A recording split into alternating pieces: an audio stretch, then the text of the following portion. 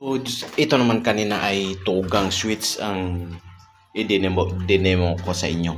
Ito naman ay one gang switch lang. O, di ba? Nag-isa lang yan.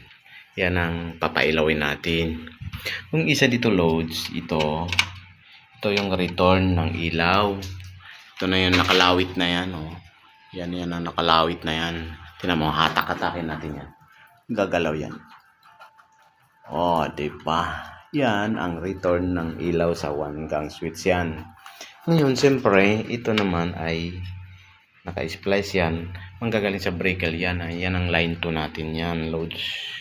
Siyempre, kukonek mo dyan ang line 2 kasi supply yan eh. May linya yan eh. May live yan eh.